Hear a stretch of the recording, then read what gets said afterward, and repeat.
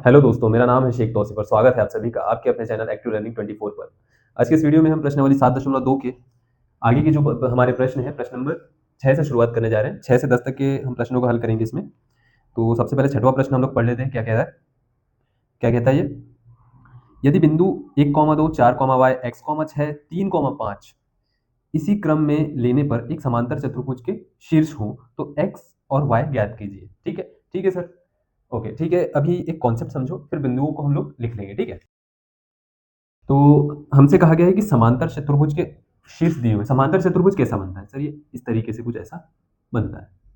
ठीक है, ये मैंने समांतर चतुर्भुज एक बना लिया। ठीक, ठीक है। इसमें आमने सामने की ये वाली भुजाएं और ये वाली भुजाएं, ये आपस में क्या होती है? बराबर होती है। मान लेते हैं अगर ये ए बी सी और ये डी है। ठीक है, तो ये आमने सामने की ये वाली और ये वाली भुजाएं क्या होती है? बराबर होती है। सर वो तो आयत में भी होती है। अगर मैं ऐसा आयत बनाऊंगा तो ये वाली और ये वाली ये आपस में बराबर होगी। ठीक है, तो अब हमसे जैसे पॉइंट दिया हुआ है एक्स और वाई हमको फाइंड करने के लिए कहा गया है। ठीक है, ठीक है सर। तो किस तरीके से फाइंड करेंगे? क्योंकि ये दोनों आकृति सेम दिख रही है, हम कैसे मानेंगे ये समांतर चतुर्भुज के लिए हम निकाल रहे हैं या आयत के लिए हम लोग निकाल रहे हैं? तो सर ये तो यहाँ 90 डिग्री दिख रहा है, हमें यहाँ पर नहीं दिख रहा है। ऐसे ही हो रहा है। तो ऐसे नहीं होगा। क्यों नहीं होगा? क्योंकि हम यहाँ पर, मैंने पहले भी बता चुका हूँ कि निर्देशांक ज्यामिति हम लोग यहाँ पर पढ़ रहे हैं। ठीक है, यहाँ पर कोण से कोई लेना देना नहीं है। ठीक, ठीक है सर। अगर कोण से लेना देना नहीं है तो फिर भुजाओं से लेना देना है ना?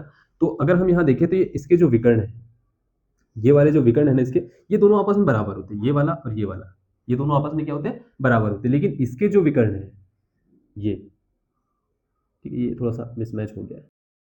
ठीक है, ये आपस में बराबर नहीं होते। ये वाला जो ये विकर्ण है ये बड़ा है और ये जो विकर्ण है ये छोटा है। और ये कहाँ प्रतिच्छेद करते हैं? बिंदु ओ पर मान लेते हैं हम लोग। प्रतिच्छेद मतलब सेंटर पॉइंट इसको ओ मान लेते हैं। तो अब इस हिसाब से यदि देखा जाए तो AC का मध्य बिंदु O है।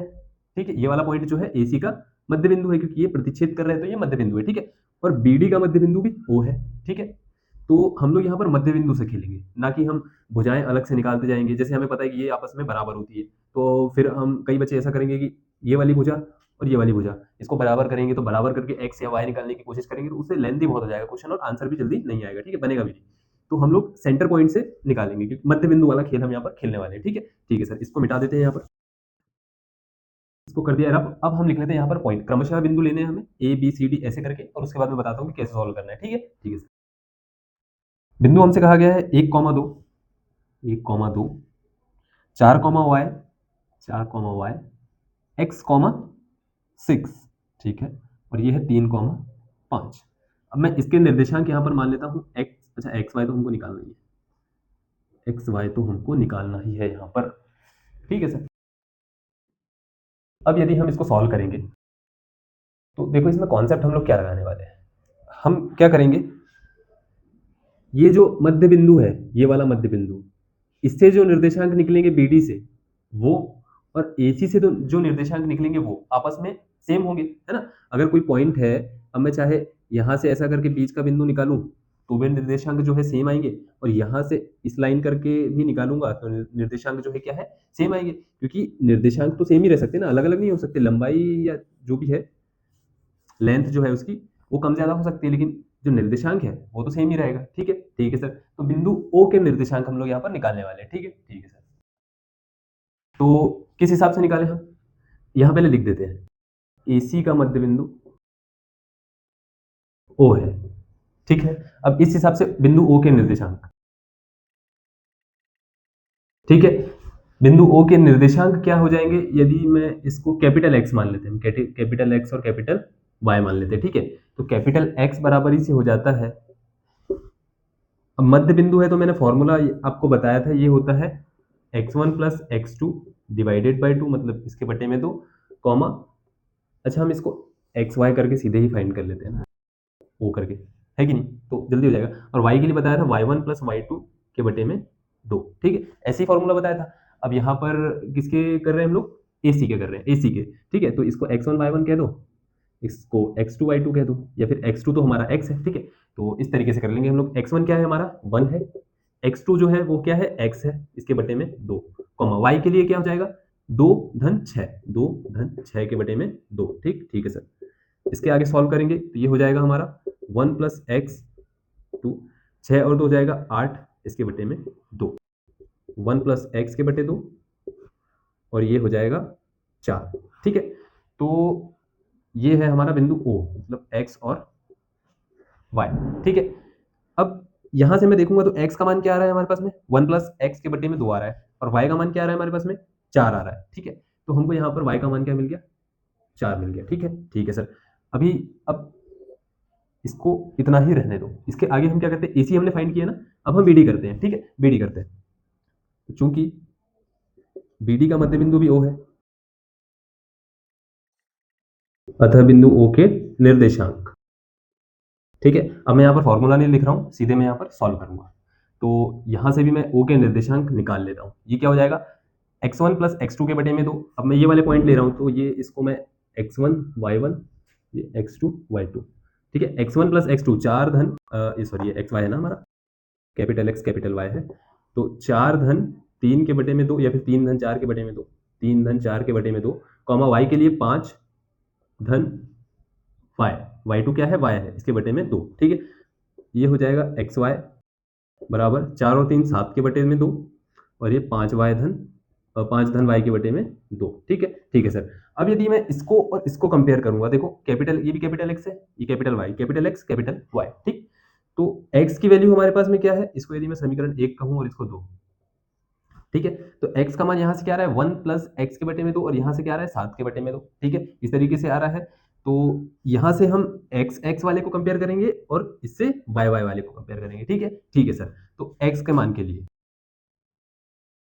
समीकरण 1 एवं 2 से, ठीक है, x के मान के लिए करेंगे तो ये हो जाएगा 1 प्लस एक्स के बटे में 2 बराबर 7 के बटे में 2। कैपिटल X का मान है ना, ये भी और ये भी, तो ये आपस में बराबर ही होने चाहिए, और निर्देशांक जो है ये वाले, ये तो बराबर ही हो गए ना हमेशा, है ना।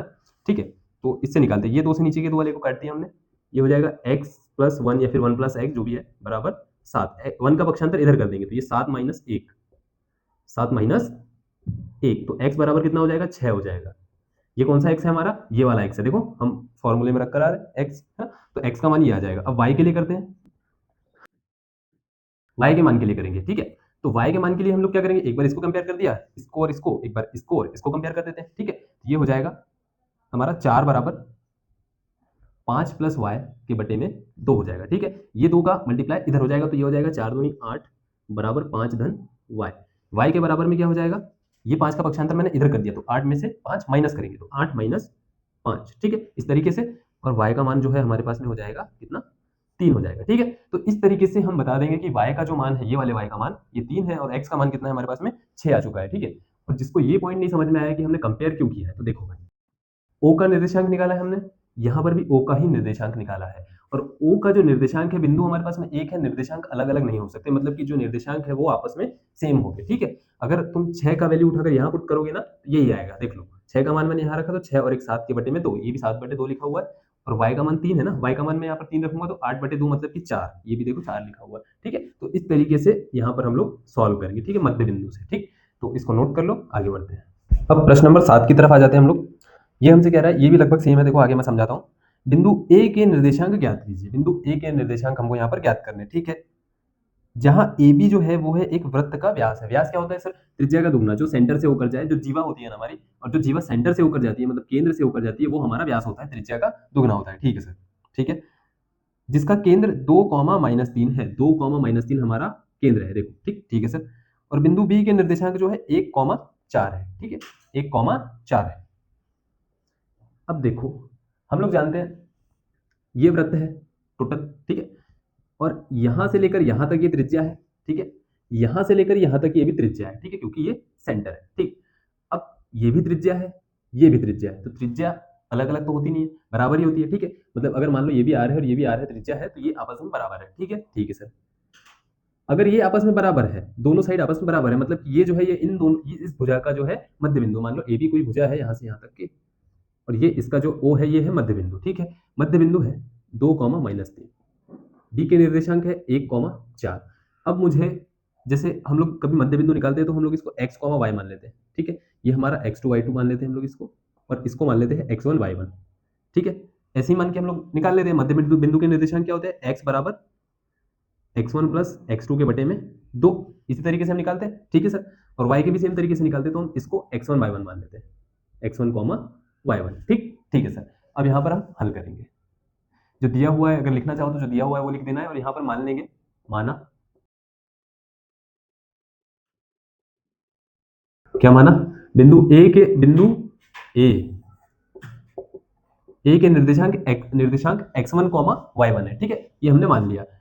और नहीं लिखते हैं, यहाँ पर अलग से लिखते हैं सीधे, चूंकि ओ जो है, ओ बिंदु ओ ए बी का मध्य बिंदु है। क्या है? ए बी का मध्य बिंदु है ना। इसलिए ए के निर्देशांक कैसे निकालेंगे? मध्य बिंदु वाले फॉर्मूले से निकालेंगे। ठीक है, ये हमें पता है ना। चलो इसका फॉर्मूला लिखो अभी, कैसे लिखते हैं इसका फॉर्मूला। हम कैसे लिखते हैं? x बराबर x1 प्लस x2 के बटे में 2। ठीक है, ऐसा लिखते हैं। चाहो तो यहीं पे y का भी लिख दो, x कॉमा y, ऐसा करके लिख दो सीधे सीधे। ठीक है, या फिर ऐसा मत लिखो, अलग अलग लिखो, ज्यादा अच्छे से समझ में आएगा। ठीक है, ये है। और y के लिए भी यहाँ पर पैरेलल में सॉल्व करते हुए चलते हैं। तो y बराबर होता है y1 प्लस y2 के बटे में 2। हमें यहाँ पर क्या निकालना है? x1 और y1 निकालना है। ठीक है सर। x का मान क्या दिया हुआ है? ये मैंने कहा था कि इसको मान लेते हैं हम लोग। क्या मान लेते हैं? x कॉमा y मान लेते हैं। तो x का मान हो गया हमारे पास में 2। ठीक है, बराबर x1 का मान नहीं पता, x1 का मान x1 प्लस x2 का मान देखो यहाँ से 1। ठीक है, 1 इसके बटे में 2। ठीक है, इसको सॉल्व करो पहले। तो ये 2 का मल्टीप्लाई हुआ तो ये 4 हो गया, ये हो गया x1 प्लस 1। इसका पक्षांतर इधर हुआ तो 4 माइनस 1 बराबर x1। x1 का मान कितना आ गया? 3 आ गया। ठीक है, x1 का मान कितना आ गया? 3 आ गया। ठीक है, ये इसका मान आ गया 3। ठीक है सर। y के लिए सॉल्व करते हैं। ये y का मान कितना दिया हुआ है? माइनस का 3 दिया हुआ है। माइनस का 3 देखो, ये दिया हुआ है ना। ठीक है, y1 का मान नहीं पता, y1 का मान y1। y2 का मान आ गया 4, इसके बटे में 2। ठीक, अब फिर यही इसका पक्षांतर हो जाएगा इधर, ये हो जाएगा माइनस का 6 बराबर y1 प्लस का 4। फिर इसका पक्षांतर इधर किया तो माइनस का 6 प्लस का 4 था, जाके इधर माइनस का 4 हो गया बराबरी से y1। ठीक है, माइनस का 4 माइनस का 6 हो गया माइनस का 10 बराबरी से y1। यानी कि y1 की वैल्यू कितनी आ गई? माइनस का 10। तो बिंदु ए के निर्देशांक क्या हो जाएंगे? देखो यहाँ से बिंदु ए के निर्देशांक हमने क्या माने थे? x1 comma y1। यहाँ पर लिख देना, अतः बिंदु ए के निर्देशांक 3 कॉमा माइनस 10 है या होंगे, जैसा भी आप लिखना चाहो। ठीक है, ठीक। तो ये इस तरीके से इसका आंसर आ जाएगा। ठीक है, इसको नोट करो। अब आ जाते हैं 8वें प्रश्न पर। 8वें प्रश्न में हमसे कहा है यदि ए और बी क्रमशः -2 कॉमा -2 और 2 कॉमा -4, ये मैंने 8 कहाँ से लिख दिया? 2 कॉमा -4 है, 2 कॉमा -4 दिया हुआ है। ठीक है सर। तो बिंदु P के निर्देशांक ज्ञात कीजिए ताकि AP बराबर 3/7 AB हो। ठीक है, और P रेखाखंड AB पर स्थित है। तो P जो है रेखाखंड AB पर स्थित है। ठीक है, रेखाखंड AB, इस पर P कहीं पर स्थित है। इसके निर्देशांक मुझे ज्ञात करने हैं x, y। ठीक है, अब ये हमसे नहीं कहा गया है कि ये इसका मध्य बिंदु है। ठीक है, नहीं कहा गया है। ठीक है सर, AP बराबर 3/7 AB। ठीक है, यहाँ लिख लेते हैं AP बराबर 3/7 AB। या फिर आप दिया है में लिखना चाहो, ये A के निर्देशांक ये है, B की ये है, और AP बराबर 3/7 AB दिया हुआ है। ठीक है, तो लिख सकते हो। ठीक है सर। अभी हमको क्या करना है? अभी हमें ये करना है, सबसे पहले मान लेना है बिंदु P के निर्देशांक x, y है। माना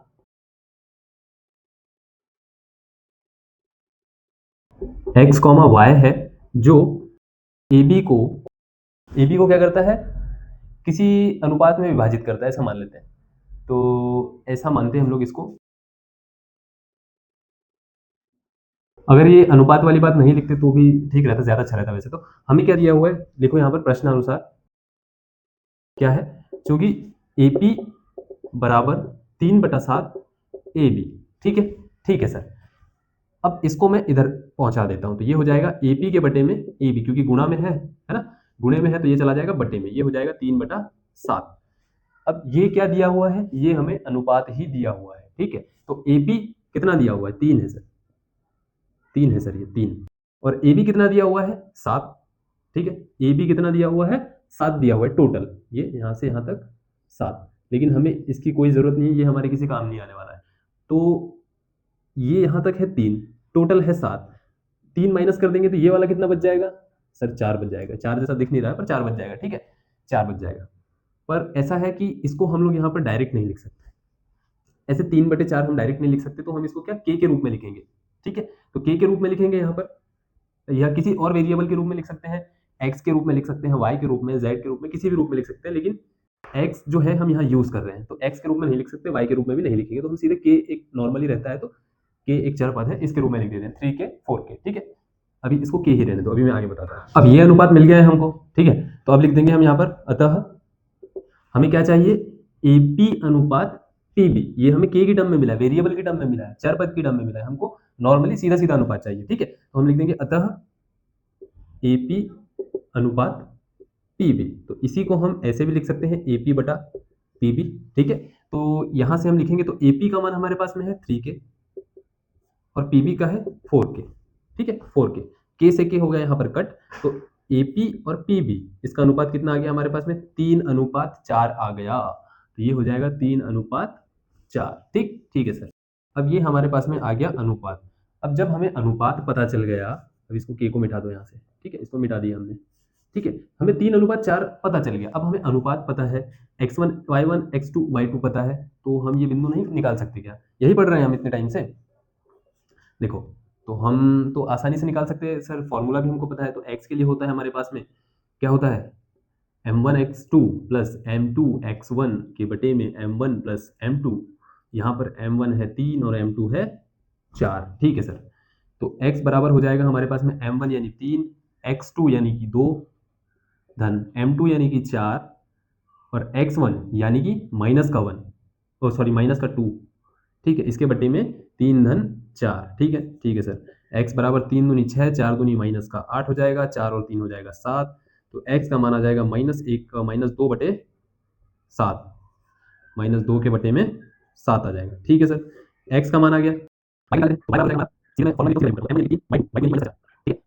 m2 m2 कितना, 4 गुना x1 लिखा है यानी कि y1, ठीक है, y1 का मान कहाँ गया, y1 ये है y1, ठीक है, y1 का मान भी -2, इसके बटे में 3-4, ठीक है। y बराबर 4 दिए हो जाएगा -12 -8 के बटे में 7, 12 और 8 हो गया 20, तो y बराबर -20 के बटे में 7, ठीक है। तो अतः p के निर्देशांक क्या हो जाएंगे,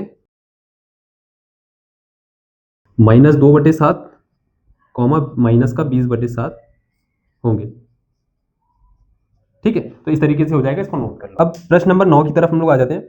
इसमें हमसे क्या कह रहा है, बिंदु a -2,2 और b 2,8, ठीक है, दिया हुआ है, और एक रेखाखंड ए बी है, ठीक है, ये ए बी है, ठीक है सर।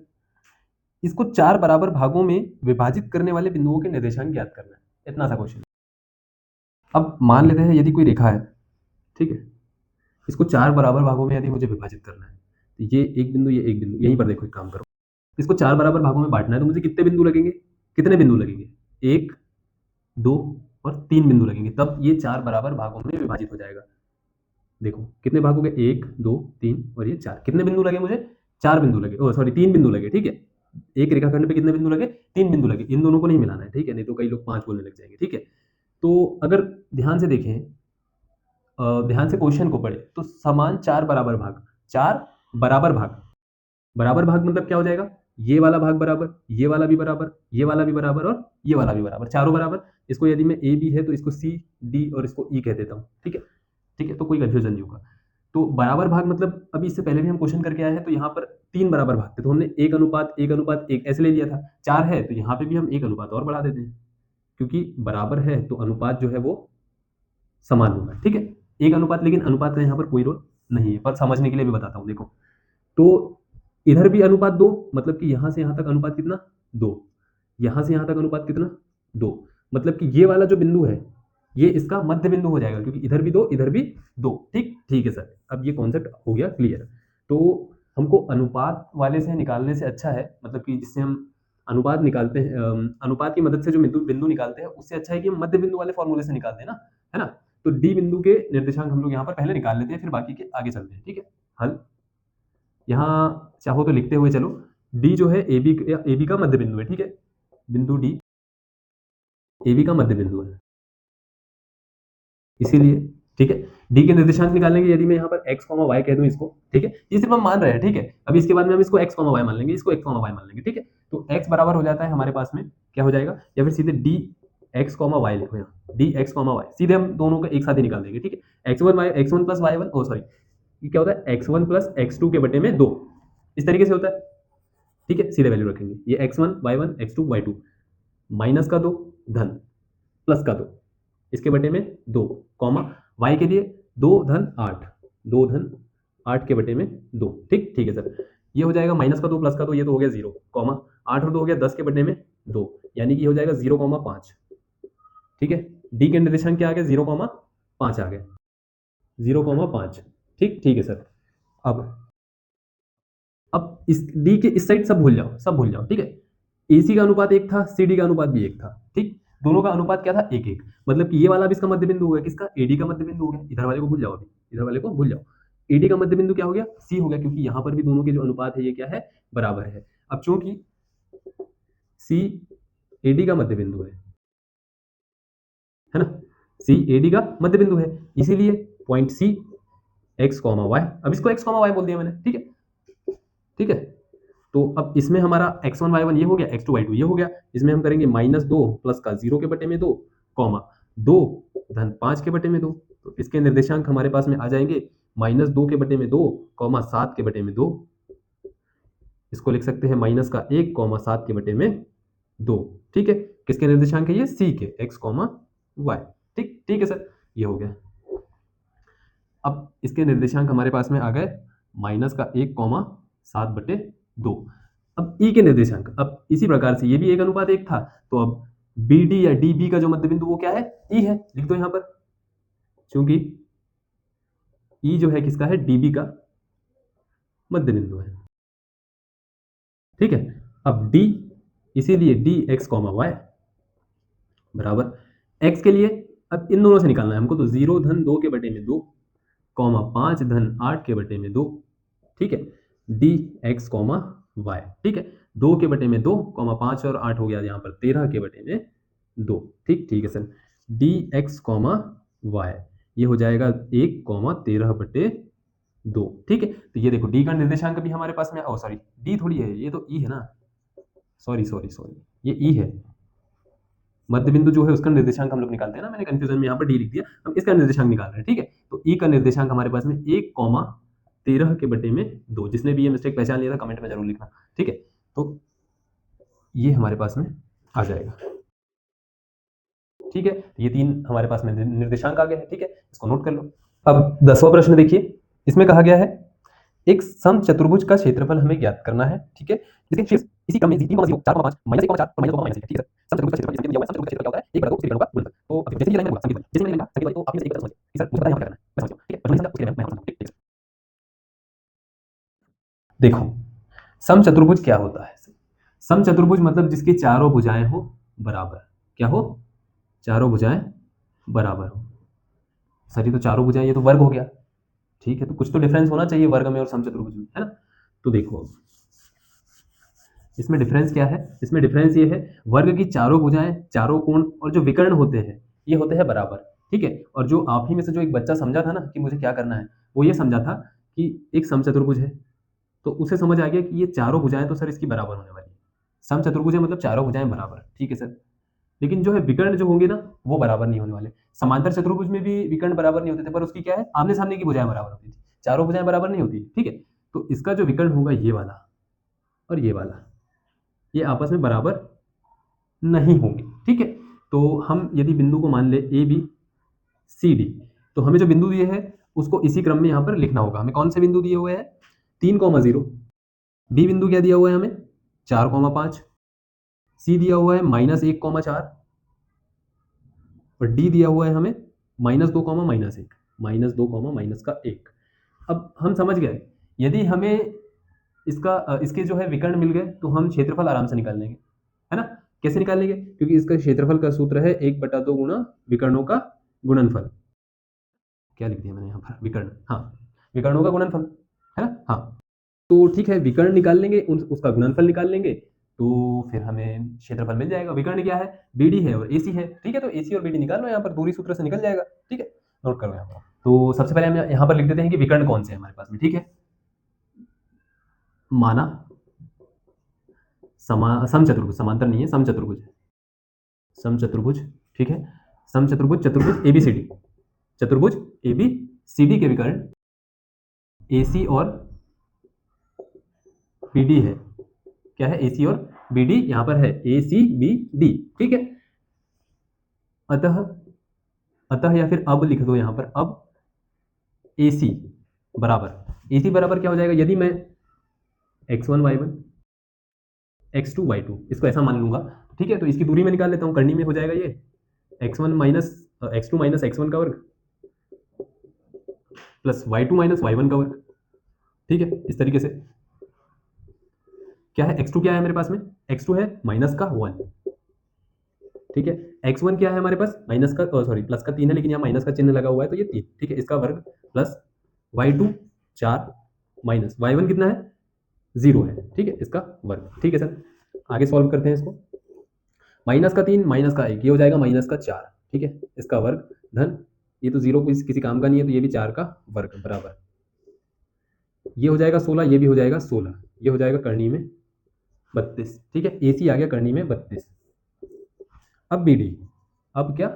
बीडी, अब इसमें मैं नहीं लिखूंगा फॉर्मूला, अब मैं यहाँ पर सीधे वैल्यू पुट कर दूंगा, ठीक है। ये अब मेरा, अब यदि मैं मानूँ ना तो यहाँ पर इसको x1 y1 और इसको x2 y2 ऐसा मान लेता हूँ, इधर से भी मान सकते हो, कोई दिक्कत नहीं है, ठीक है। तो यहाँ होता है हमारा x2 माइनस x1, तो x2 है माइनस का 2 माइनस x1 4 धन इसका वर्ग है, ठीक है। y2 माइनस y1, तो y2 है माइनस का 1 और y1 है 5, ठीक है, इसका भी यहाँ पर वर्ग है, ठीक है सर। बी डी बराबर माइनस का 4 माइनस का 2 ये हो गया माइनस के 6 का वर्ग धन माइनस का 5 माइनस का 1 ये हो गया माइनस के 6 का वर्ग, ठीक, ठीक है सर, ठीक है। इधर कर लेते हैं, यहीं करते काम करते हैं। बी डी बराबर ये भी हो गया 36 और यह भी हो गया 36, ठीक है, ठीक है सर।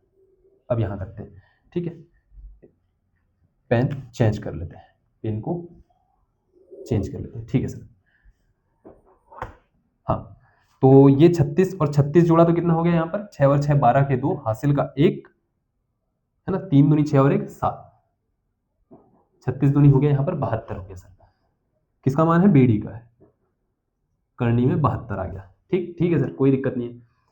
तो अब ऐसा करेंगे, विकर्ण हमें मिल गया यहाँ, ठीक है, ये एक विकर्ण ये मिल गया, एक विकर्ण ये मिल गया, अब हमें क्षेत्रफल निकालना है, ठीक है। तो क्षेत्रफल यदि हमें निकालना है, इसको नीचे लिख लो थोड़ा सा, बी डी बराबर करनी में 72, ठीक है।